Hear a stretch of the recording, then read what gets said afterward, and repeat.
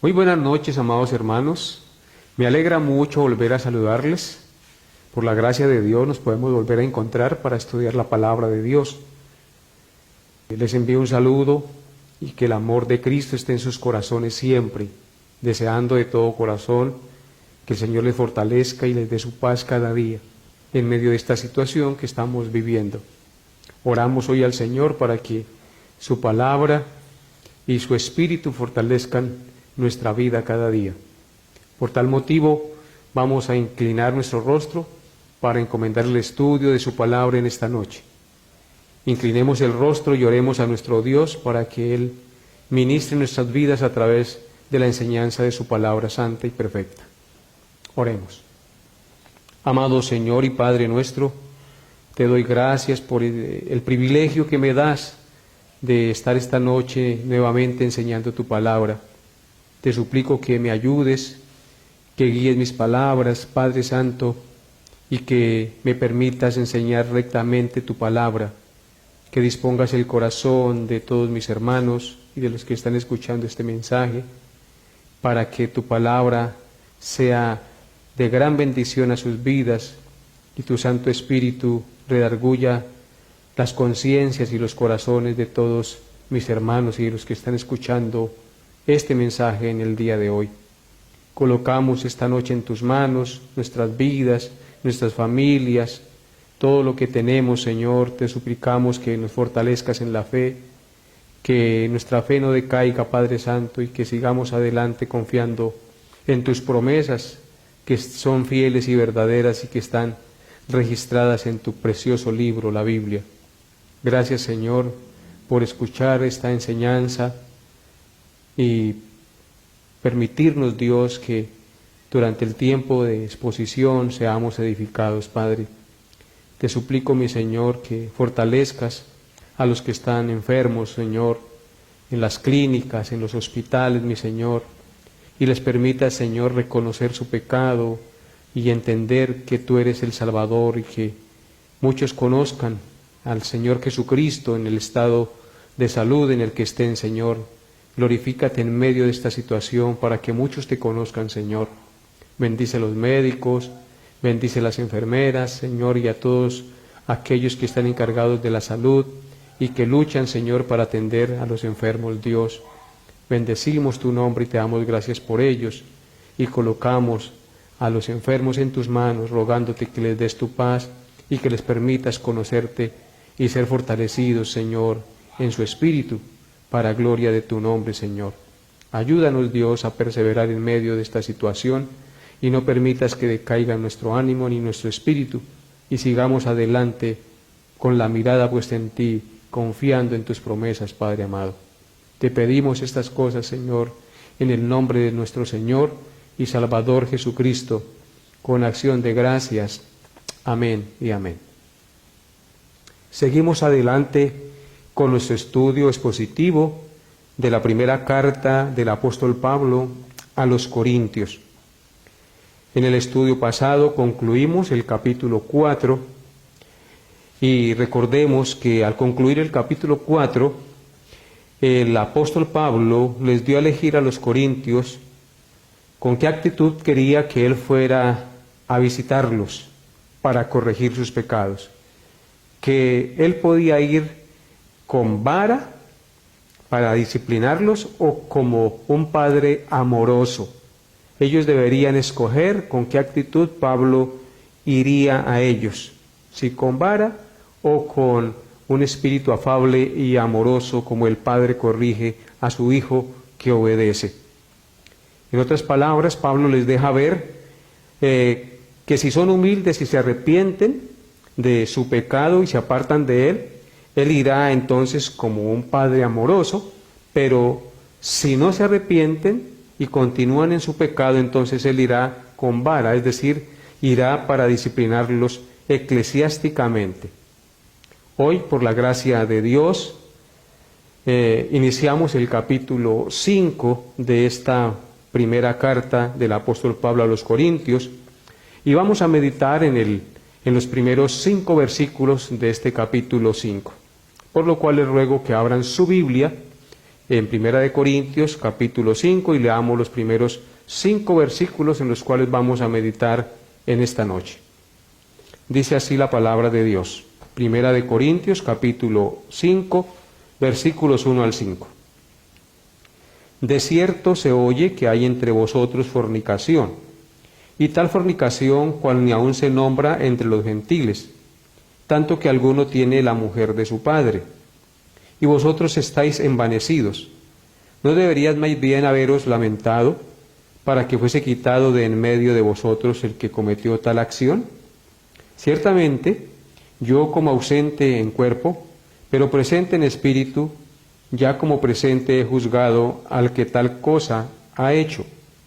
En el nombre de nuestro Señor Jesucristo, reunidos vosotros y mi espíritu, con el poder de nuestro Señor Jesucristo, el tal sea entregado a Satanás para destrucción de la carne, a fin de que el espíritu sea salvo en el día del Señor Jesús. Amén. Estos pues serán los 5 versículos del capítulo 5 en los cuales vamos a meditar en esta noche. Antes de iniciar la exposición, quiero recordarles que es necesario que usted tenga la Biblia abierta y vayamos mirando el texto para una mejor comprensión de lo que vamos a estudiar. Como les dije anteriormente, la conclusión del capítulo 4 le sirve de puente al apóstol Pablo para confrontar un nuevo y grave pecado que se estaba presentando entre ellos. Veamos lo que dicen los 2 primeros versículos del capítulo 5. Primera de Corintios 5, 1 y 2. Dice así: de cierto, se oye que hay entre vosotros fornicación, y tal fornicación, cual ni aun se nombra entre los gentiles, tanto que alguno tiene la mujer de su padre.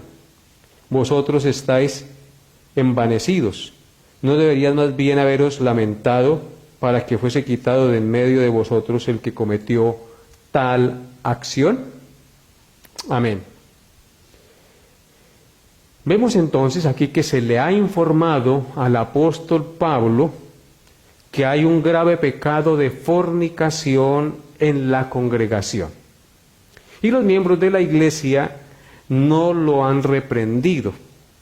Este pecado tan atroz a los ojos de Dios y de los hombres tiene que ser removido de la iglesia, tiene que ser quitado de la iglesia. El hombre y la mujer que están cometiendo este pecado indudablemente son culpables delante de Dios y delante de la iglesia por cometer este pecado. Y deben ser confrontados y ellos deben arrepentirse. Pero la iglesia también es culpable por haber tolerado este pecado y no haberlo corregido. O sea que hay 2 pecados en sí. Uno, el del hombre que está teniendo esta relación de fornicación, y otro, la iglesia que ha tolerado ese pecado dentro de la congregación. El versículo 1 dice lo siguiente, pongan sus ojos ahí, versículo 1. Dice: de cierto se oye que hay entre vosotros fornicación, y tal fornicación cual ni aun se nombra entre los gentiles, tanto que alguno tiene la mujer de su padre. La palabra fornicación viene de la palabra griega porneia, de donde proviene la palabra pornografía, que es una práctica de inmoralidad sexual. Por lo tanto, fornicación no solo significa relaciones sexuales entre personas solteras, no casadas, sino también significa inmoralidad sexual de cualquier tipo o de cualquier índole, como el homosexualismo, el lesbianismo, el bestialismo, la pornografía, la pedofilia, el incesto, etc. Todo eso es considerado dentro del rango de la fornicación. ¿En qué consistía entonces este pecado de fornicación mencionado en nuestro pasaje. Según lo que leemos aquí, este era un pecado de fornicación incestuosa, es decir, era un pecado entre parentesco familiar. Nos dice el texto que un fulano, no se nos dice el nombre, que era miembro de la iglesia, tenía por amante a la mujer de su padre, es decir, a su madrastra. Y por supuesto su papá no había muerto, no se había enterado. Este es un gravísimo y aberrante pecado, condenado y censurado por Dios en su palabra, con pena de muerte en el Antiguo Testamento. A tal punto, es tan grave este pecado que Pablo dice que en el texto que este pecado ni aún se nombra entre los gentiles inconversos. Es decir, que este pecado que se estaba cometiendo en la iglesia, ni siquiera entre los inconversos, entre los no creyentes, entre los paganos, ni siquiera ese pecado era consentido y tolerado. Pero sí estaba siendo consentido y tolerado dentro de la iglesia. Ustedes se podrán imaginar entonces a qué grado de pecado había caído este hombre y había caído la iglesia de los Corintios. Yo quiero entonces que hoy miremos un texto o varios textos bíblicos en el Antiguo Testamento donde el Señor condena este pecado que se estaba cometiendo allí en la iglesia. Vamos a ir a Levítico, capítulo 18, versículos 7 y 8. Levítico 18, 7 al 8. Dice así la palabra de Dios. La desnudez de tu padre o la desnudez de tu madre no descubrirás. Tu madre es, no descubrirás su desnudez. La desnudez de la mujer de tu padre no descubrirás. Es la desnudez de tu padre. Este texto es claro en condenar cualquier acto de relación sexual entre el hijo y la madrastra. No se puede tener ninguna relación sexual entre la esposa del padre, y si ese padre tiene un hijo, el hijo no puede tocar a la esposa de su padre. ¿Por qué razón? Porque es un pecado de fornicación incestuosa entre familiares. Esto es entonces lo que estaba sucediendo allí en la iglesia de los Corintios. Hay algo muy importante entonces que yo quisiera mirar en esta noche, y es cómo lo traduce la Nueva Versión Internacional, el texto que hemos leído. Escuchen cómo dice Levítico 7, 18, 7 y 8 en la Nueva Versión Internacional. Dice así: no deshonrarás a tu padre teniendo relaciones sexuales con tu madre. No lo hagas porque es tu madre. No tendrás relaciones sexuales con la esposa de tu padre porque sería como tenerlas con él. Así traduce la Nueva Versión Internacional en lenguaje moderno lo que es este pecado. Así es que debemos tener mucho cuidado en poner los ojos cerca de personas que son familiares a nosotros, porque no es de Dios que se practique el acto sexual entre personas que tienen afinidad familiar, porque es incesto. Por eso, mis amados hermanos, Pablo dice que ni aun este pecado era tolerado entre los gentiles, pero sí estaba siendo tolerado en la iglesia de los Corintios. Esto es supremamente grave, mis amados hermanos. Ahora vamos a Levítico capítulo 20, versículo 11, donde encontramos también otra vez otra mención acerca de la condenación de este pecado, por lo cual era considerado algo grave. Levítico 20, verso 11. Dice así: cualquiera que yaciere con la mujer de su padre, la desnudez de su padre descubrió. Ambos han de ser muertos, su sangre será sobre ellos. Vemos aquí claramente que este pecado de que si un hijo tenía relación con la madrastra, era condenado con pena de muerte. Cualquiera que yaciere con la mujer de su padre, la desnudez de su padre descubrió. Ambos han de ser muertos, su sangre será sobre ellos. Y este era entonces el pecado que estaba cometiendo este hombre allí en la iglesia de los Corintios, y la iglesia lo estaba tolerando. En Deuteronomio capítulo 22, versículo 30, también encontramos otra mención a la condenación de este grave pecado. Deuteronomio 22, 30. Dice: ninguno tomará la mujer de su padre, ni profanará el lecho de su padre. Vemos entonces nuevamente aquí otra mención de las Sagradas Escrituras condenando este pecado que se estaba mencionando y practicando allí en la iglesia de los Corintios. Ninguno tomará la mujer de su padre, ni profanará el lecho de su padre. Entonces vemos que es algo grave, que es algo aberrante, y lo cual se debe corregir, mis amados hermanos. Por eso Pablo entonces está en este capítulo 5 mencionando un nuevo pecado que se ha levantado allí. Y miremos un último versículo en Deuteronomio capítulo 27, versículos 20 al 23, que también nos habla de esta realidad. Deuteronomio 27, 20 al 23. Maldito el que se acostare con la mujer de su padre, por cuanto descubrió el regazo de su padre. Y dirá todo el pueblo: amén. Maldito el que se ayuntare con cualquier bestia. Y dirá todo el pueblo: amén.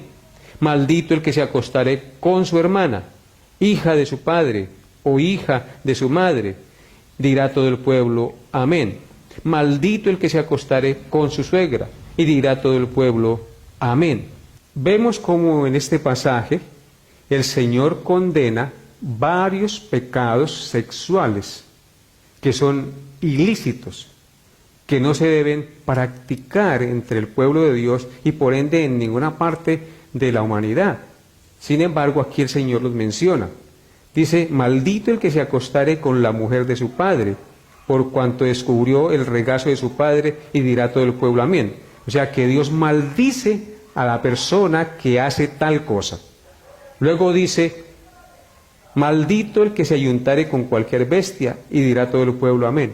Aquí está hablando del bestialismo, hombres y mujeres teniendo relaciones sexuales con animales. Es aberrante, es abominación a Dios.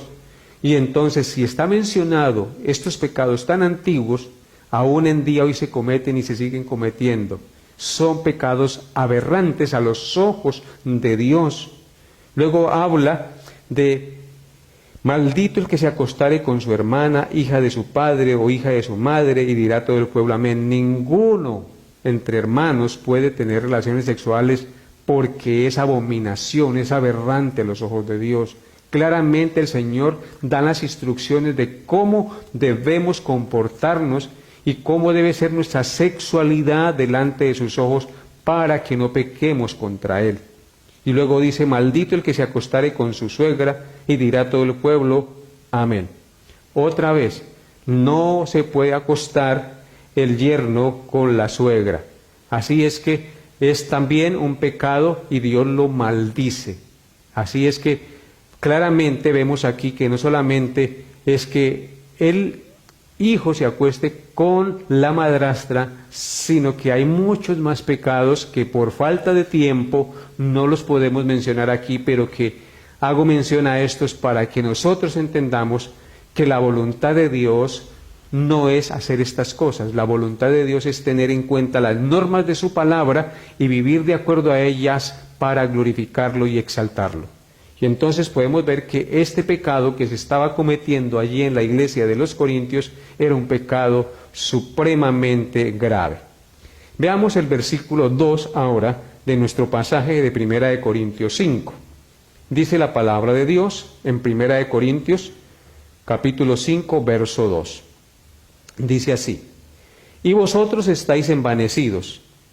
¿No deberíais más bien haberos lamentado para que fuese quitado de en medio de vosotros el que cometió tal acción? Pasemos ahora al versículo 2. Pero el pecado no solamente era del que estaba practicando tal acción de tener relación sexual con la madrastra, sino también de la iglesia por tolerarlo y no corregirlo. Noten lo que dice el verso 2. Y vosotros estáis envanecidos. ¿No deberías más bien haberos lamentado para que fuese quitado de en medio de vosotros el que cometió tal acción? Vemos claramente que estos hermanos que estaban enorgullecidos, porque recuerdan que el tema anterior era que ellos se creían muy superespirituales. Estos hermanos entonces que se creían muy superespirituales y hacían alarde de su conocimiento espiritual, sin embargo, toleraban este aberrante pecado y no habían hecho nada para censurar al que estaba practicando este grave pecado en la congregación. Por eso Pablo está preocupado y les dice, ¿no deberíais más bien lamentarse?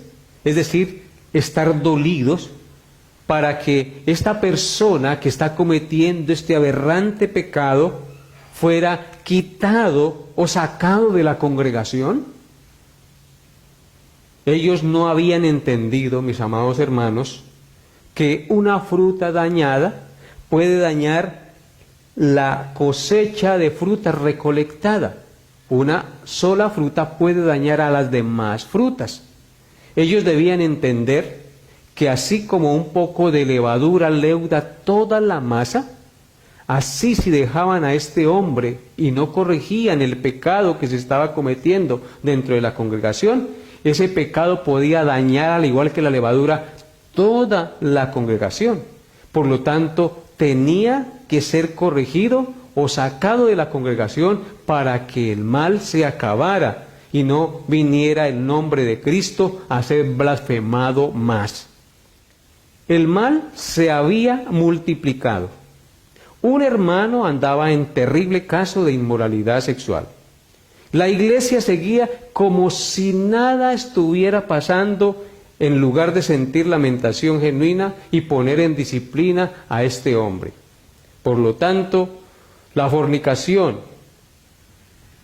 de este hombre es tan grave como también es tan grave negarse a disciplinar los pecados. Las dos cosas entonces son supremamente graves a los ojos de Dios. Tanto la fornicación como negarse a disciplinar son dos pecados muy graves, porque ni el uno ni el otro permite que exista comunión con Dios, porque el pecado hace que perdamos la comunión con Dios y que como un cáncer se expanda si no lo frenamos y lo corregimos a tiempo. Por eso el apóstol Santiago escribió en su carta en el capítulo 4, verso 17 lo siguiente. Santiago 4, 17. El que sabe hacer lo bueno y no lo hace, le es pecado. Estos hermanos sabían que lo bueno era corregir, censurar, disciplinar al que estaba cometiendo este pecado, pero no lo habían hecho, por tanto estaban pecando. Y por eso el texto dice, el que sabe hacer lo bueno y no lo hace, le es pecado. Y en Lucas capítulo 12, versículo 47, dice lo siguiente también acerca de este mismo tema. Lucas 12, 47. Aquel siervo que conociendo la voluntad de su Señor no se preparó ni hizo conforme a su voluntad, recibirá muchos azotes. Si nosotros como iglesia conocemos la verdad de Dios y vemos un pecado y no lo censuramos, no lo frenamos, entonces vamos a recibir muchos azotes del Señor. Porque el siervo que conociendo la voluntad de su Señor no se prepara ni hace conforme a su voluntad, dice el texto, que recibirá muchos azotes. Entonces preguntémonos nosotros si estamos recibiendo tal vez azotes en nuestra vida.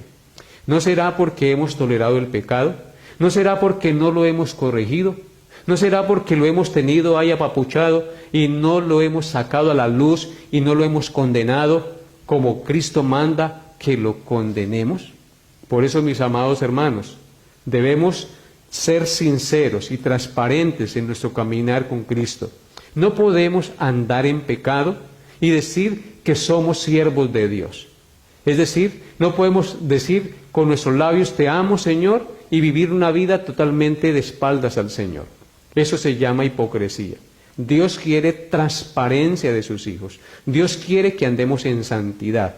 Dios quiere que vivamos para su gloria. Por tal motivo yo les invito en esta noche a que no toleremos el pecado en nuestra vida. Por eso la enseñanza de hoy se llama no toleremos el pecado.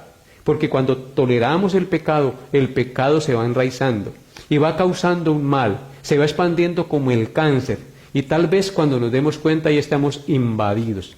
Y como hijos de Dios estamos llamados a desechar todas las obras de las tinieblas. Recordemos que nosotros tenemos el Santo Espíritu de Dios morando en nosotros. Recordemos que somos hijos de Dios, que hemos llamado a lo malo como debe ser, malo, y a lo bueno, bueno como debe ser. Porque nosotros hemos sido llamados a la luz y no a las tinieblas. Vivamos pues como hijos de Dios en este mundo y desechemos las obras de las tinieblas.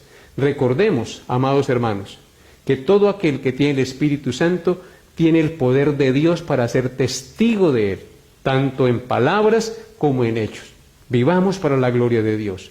No imitemos a este hombre que cometió pecado y se llamaba cristiano y la iglesia no le decía nada. Nosotros somos la sal y somos la luz del mundo. Estamos llamados a brillar en el mundo no con luz propia, sino con la luz de Jesucristo. Nosotros somos de Dios, el mundo entero está bajo el maligno. Y cuando nosotros hemos creído, Cristo vino a morar a nuestro corazón y Él es el que rige nuestros pensamientos y nuestras acciones. Pasemos ahora al versículo 3 de nuestro pasaje. Primera de Corintios, capítulo 5, versículo 3. Dice así: ciertamente yo como ausente en cuerpo, pero presente en espíritu, ya como presente he juzgado al que tal cosa ha hecho. Pablo entonces continúa dando instrucciones. Pablo está interesado en el bienestar espiritual de la iglesia y les da su consejo y su veredicto acerca de lo que él piensa acerca de este pecador que está cometiendo esta fornicación incestuosa en la congregación.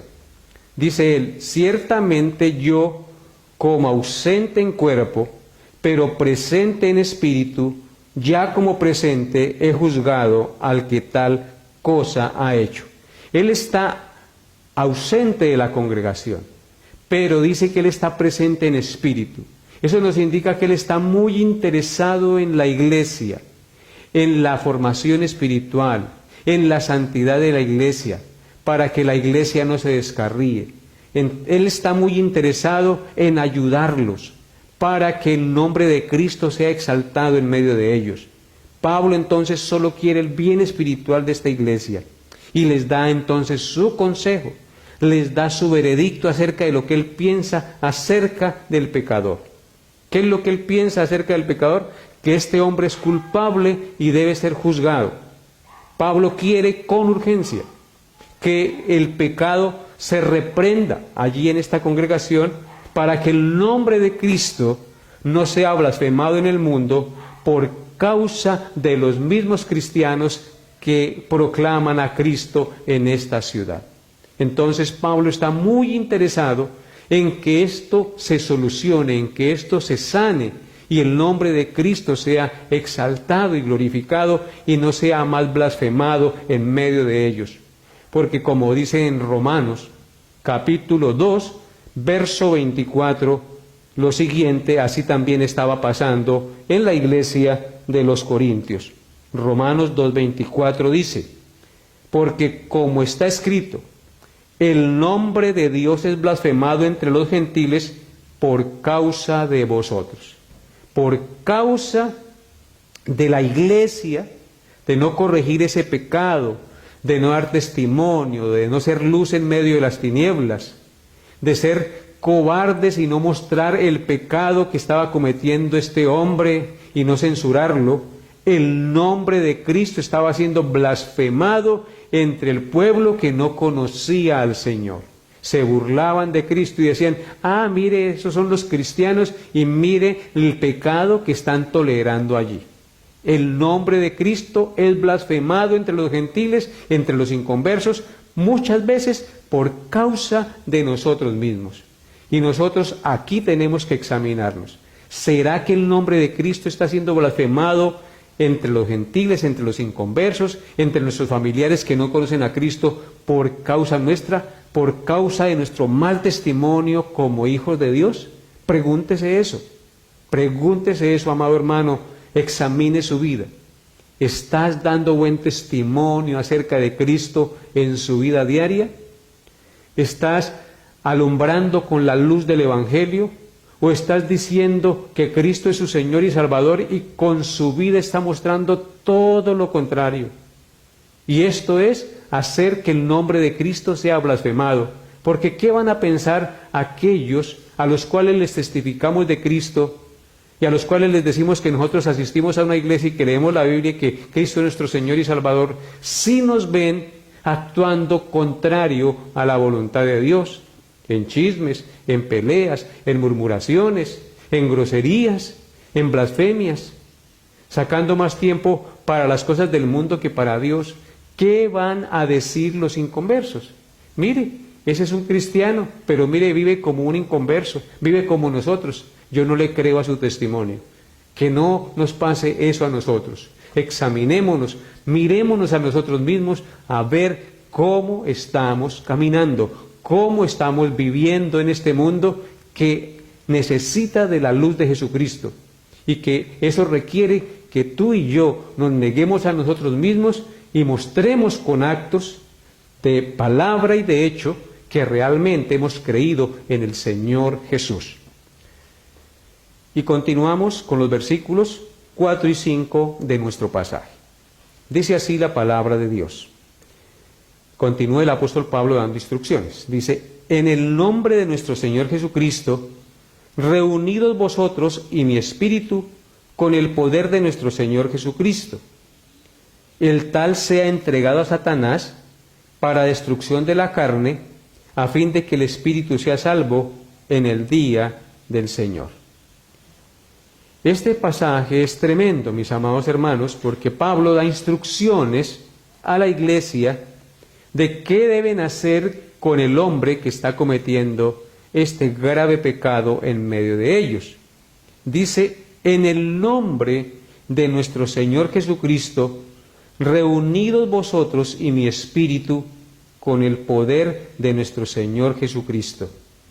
En otras palabras, Pablo les está diciendo que tengan una reunión congregacional para corregir este pecado, para sacar a luz este pecado y confrontar al pecador, para que se aparte de su pecado.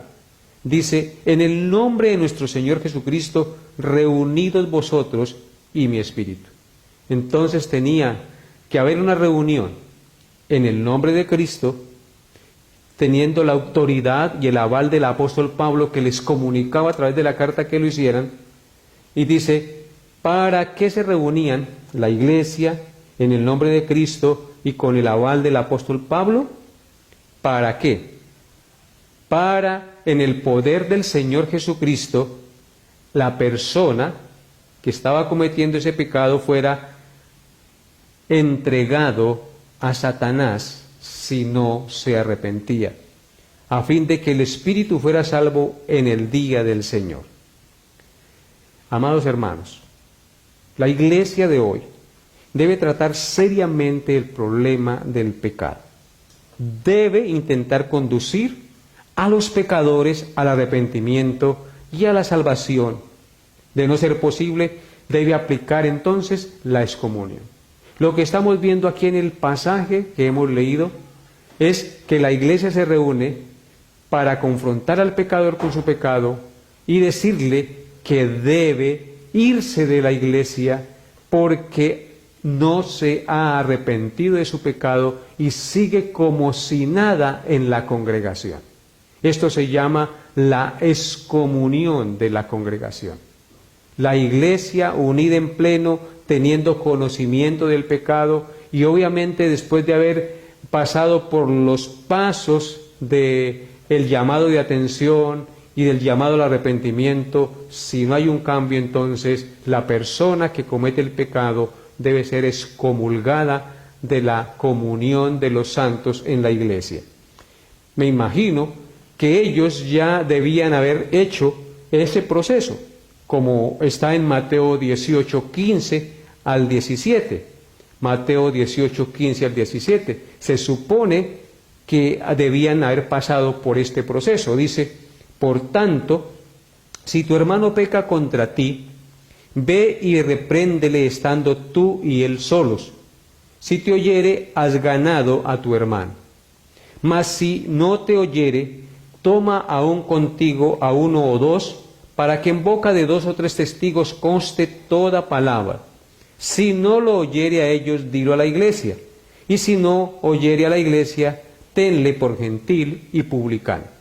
Cuando el texto dice aquí que el tal sea entregado a Satanás, es porque ya ha pasado por un proceso en el que se le llamó la atención a solas, luego con 2 o 3 testigos, y como no hubo un cambio, un arrepentimiento, entonces se dijo el pecado, se denunció el pecado a toda la congregación, y el hombre aún así tampoco se arrepiente, entonces la medida es expulsarlo, es decir, que sea entregado a Satanás, es decir, tenerlo por gentil y publicano, como si fuera un inconverso porque no quiso oír la amonestación de la iglesia ni el llamado al arrepentimiento. Hermanos queridos, esto no debería ocurrir en ninguna congregación, porque si tú y yo hemos creído en Cristo y tenemos el Santo Espíritu de Dios, eso no significa que no vamos a cometer errores, no vamos a cometer pecados, pero si tenemos el Santo Espíritu, significa que oiremos la voz de Dios, entenderemos nuestro pecado, oiremos la amonestación y nos arrepentiremos y nos apartaremos del pecado. Por eso, mis amados hermanos, estoy seguro que uno en muy raras ocasiones puede llegar a estas situaciones tan extremas de excomulgar a una persona de la congregación. Si esa persona realmente tiene el Espíritu Santo, estoy seguro que al primero o al segundo llamado, esa persona se arrepiente y se aparta de su pecado y vuelve a la comunión de los santos. Y aquí vemos entonces que tal vez este hombre tenía que ser confrontado tan duramente y ser expulsado de la congregación para que entrara en razón, se arrepintiera de sus pecados estando fuera de la comunión de los hermanos y así regresara nuevamente después en arrepentimiento a la comunión con los hijos de Dios. En otras palabras, aquí estamos hablando de la disciplina eclesiástica. La disciplina eclesiástica es eso, que cuando un hermano, miembro de la iglesia, insiste en un pecado y sigue practicando ese pecado y una vez se le amonesta, una a solas, después con 2 o 3 testigos y sigue en su pecado, entonces tiene que hacerse público este pecado, tal vez a la congregación, para manifestar que este hombre no se quiere arrepentir y por tanto debe ser excomulgado. Pero vuelvo y insisto, esto no debería ocurrir en ninguna iglesia, porque si tú y yo tenemos el Espíritu Santo y hemos creído realmente en Cristo, nos arrepentimos de nuestros pecados. Aunque cometamos errores, reaccionamos, agachamos la cabeza y con humildad reconocemos nuestro pecado y nos apartamos de nuestra maldad. Que nunca lleguemos nosotros a estos extremos de disciplina, porque eso evidenciaría que tendríamos un corazón muy duro, o que el pecado se dejó crecer tanto en esa persona que lo abrazó a tal punto que ya ni se distinguía si era un verdadero creyente o era un falso creyente.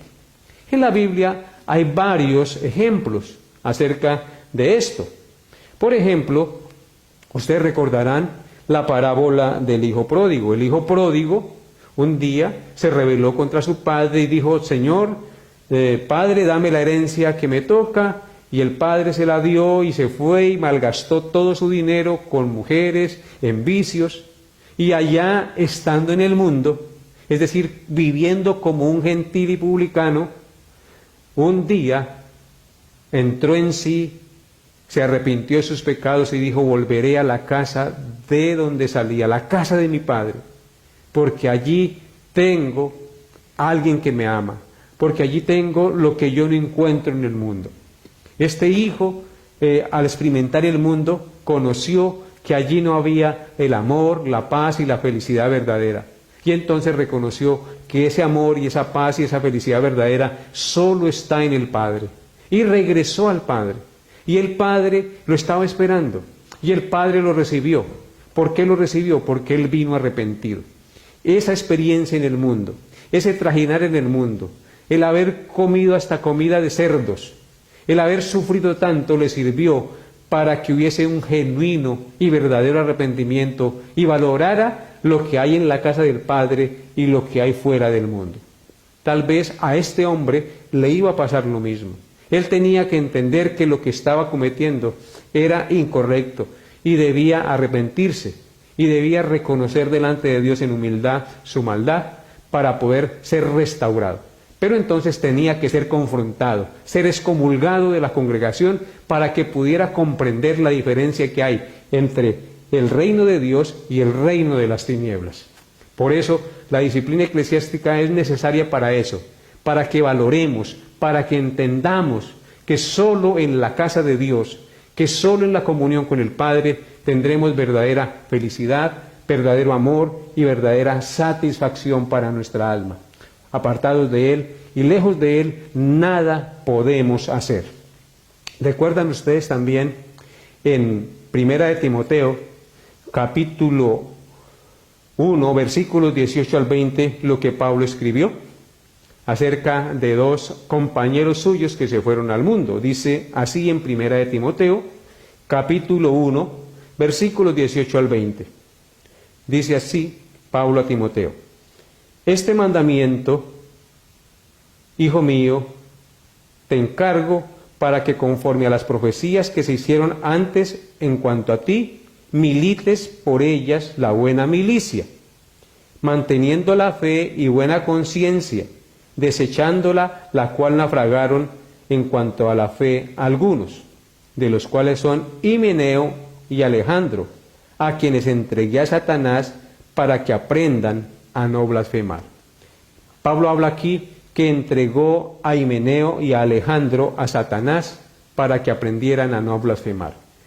Pablo los desechó del ministerio porque seguramente se rebelaron contra Dios y blasfemaron contra Dios con su testimonio de vida. Pablo los excomulga de su ministerio para que aprendieran a no blasfemar, para que estando en el mundo aprendieran a valorar lo que hay en la casa de Dios, en la casa del Padre, mis amados hermanos. Tú y yo solamente entenderemos lo que hay en la presencia de Dios, lo que hay en la iglesia, solo cuando estamos fuera, solo cuando estamos comiendo comida para cerdos, solo cuando estamos comiendo algo que no pertenece al reino de Dios. Allí valoraremos lo que realmente tiene valor en la casa de Dios. Por eso, agradezcan a Dios por la iglesia que el Señor les ha dado. Aunque ahorita no nos estemos reuniendo, aunque ahorita no estemos físicamente unidos como hermanos, en espíritu estamos unidos. Pablo dice que aunque no estaba en la iglesia de los Corintios, estaba unido a esta iglesia en espíritu, y les mandó instrucciones, y les dijo cómo debían actuar para que la iglesia tuviera santidad y glorificar el nombre de Dios. Así también en esta pandemia. No nos podemos reunir físicamente, pero estamos unidos en espíritu. Y yo les animo, mis hermanos, que aunque no nos podamos reunir físicamente, en espíritu cada día estemos delante de la presencia de Dios. Oremos los unos por los otros, amémonos los unos a los otros, confiemos en Dios, en sus promesas, vivamos para Él cada día. Si hay pecado en nosotros, reconozcámoslo, confesémoslo y apartémonos de él, porque esa es la voluntad de Dios para con nosotros en Cristo Jesús. Recordemos, amados hermanos, que no todo el que le dice al Señor, Señor, Señor, entrará en el reino de los cielos, sino el que hace la voluntad de mi Padre que está en los cielos. Ese es el que entrará al reino de los cielos. Por eso, mis amados hermanos, no importa que estemos lejos, no importa que no nos podamos reunir físicamente, estamos unidos en espíritu. Nos une el amor de Cristo y el Espíritu de Dios que mora en nuestros corazones. Y el objetivo que tenemos, glorificar a Dios y vivir para Él cada día. Que Dios nos dé la gracia para seguir adelante, viviendo en este mundo para gloria y honra de su nombre. Mis amados hermanos, nosotros como Iglesia del Señor, como hijos de Dios, como creyentes en Cristo, debemos mostrar en palabras y en hechos un intenso odio contra el pecado y contra todo aquello que blasfema el nombre de Dios, que blasfema la santidad del Señor. Y debemos anhelar cada día vivir para su gloria, estar en santidad, vivir en amor, en pasión por conocer cada día más a Jesucristo y estar en su presencia obedeciendo sus mandamientos día a día. Ese es el llamado que Dios hace a cada uno de nosotros, mis amados hermanos. Vivamos para su gloria. Estemos pendientes cada día de buscar su presencia en oración, en el estudio de la Biblia, en comunión unos con otros como familia, amándonos y sirviéndonos los unos a los otros, dando gracias en todo, porque esta es la voluntad de Dios para con nosotros en Cristo Jesús. Mis amados hermanos, solo me resta decirles esta noche, en el amor de Jesucristo, mostremos cada día santidad de vida, que la gente pueda decir, ese hombre, esa mujer, esa familia realmente aman y sirven a Jesucristo. Pero qué triste y lamentable que se escuche todo lo contrario. Tú y yo estamos llamados a mostrar a Cristo en nuestras vidas. No se nos olvide eso. Estamos llamados para ser la sal y la luz de este mundo. Eso fue lo que Cristo nos dijo. Y si una lámpara se enciende y se pone debajo de la cama, no sirve para alumbrar. Si yo teniendo la luz de Cristo, no alumbro con la luz de Cristo, estoy pecando contra Él. Si yo, siendo la sal, no preservo de la corrupción en este mundo, porque el mundo está en corrupción, el mundo está en pecado, y yo como hijo de Dios no muestro que soy recto, que soy justo y que procuro vivir para la gloria de Dios, entonces ¿a qué estoy jugando? Recuerde que Dios no puede ser burlado. Todo lo que el hombre sembrare, eso también segará. Sabed que vuestro pecado os alcanzará, pero sabed también que el trabajo en el Señor no es en vano. Sabed también que si yo amo y sirvo a Dios, el Señor recompensa toda labor, porque Dios no es injusto para olvidar la obra de nuestras manos. Que Dios nos dé su gracia para vivir justa, recta y transparentemente en este mundo. Porque es muy triste mirar la historia que hemos leído hoy, cómo esta iglesia estaba tolerando un pecado que es aberrante a los ojos de Dios y que lo estaban mirando como si no fuese tan grave. Lo que pasa hoy en el mundo, mis amados hermanos, que el pecado se está metiendo tan sutilmente y se está aferrando tan sutilmente en las mentes y en los corazones de las personas, que ya al pecado no se le considera pecado, porque se está mirando el pecado como algo normal, como algo bueno, como algo que merece ser alabado, aprobado y legalizado. Eso no es correcto, mis amados hermanos. El homosexualismo, el lesbianismo, se está viendo que lo están aprobando como si fuera algo normal. Los niños están creciendo mirando eso y aceptándolo como si fuera algo normal. Pero no es normal. La Biblia dice que es pecado, que es abominación, así como robar, así como mentir, es pecado también. Esos actos aberrantes, contrarios a la voluntad de Dios en el área sexual, no son de Dios y Dios los condena gravemente en el infierno a todo aquel que los comete. Eso dice las Sagradas Escrituras.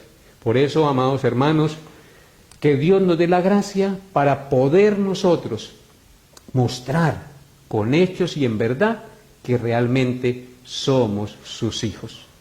Que Dios nos ayude a vivir como Él quiere que vivamos cada día. Oremos. Amado Dios, te doy gracias y bendigo tu nombre en esta hora de la noche. Te pido perdón por mis pecados y por los pecados de mis hermanos, Señor. Ninguno es digno delante de ti. La dignidad que tenemos es la de Cristo, pero hemos recibido tu Santo Espíritu. Y tu Santo Espíritu nos redarguye a vivir en santidad y a vivir para tu gloria, Señor. Te pedimos perdón si te hemos ofendido. Y te suplicamos que nos des valentía y gracia y poder para poder ser sal y luz y testimonio en este mundo, Señor.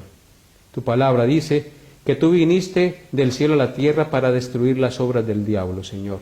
Y nosotros lo creemos. Por eso, Padre, creemos que como hijos tuyos debemos anunciarte y proclamar al mundo que solo en ti hay salvación y que nuestra vida y nuestro corazón han cambiado por el poder de tu Santo Espíritu y la obra que tú hiciste por nosotros en la cruz. Y que ese cambio que tú has hecho en nuestra vida es un cambio de pensamientos, de palabra y de todo aquello que es contrario a tu voluntad, Señor. Ayúdanos, Señor, a vivir para tu gloria cada día, Padre Santo. Te suplico, Señor, que nos des la gracia de estar presentes cada día en tu altar, Señor, orando, leyendo tu palabra, perseverando, buscando tu rostro, Señor, porque apartados de ti nada bueno podemos hacer.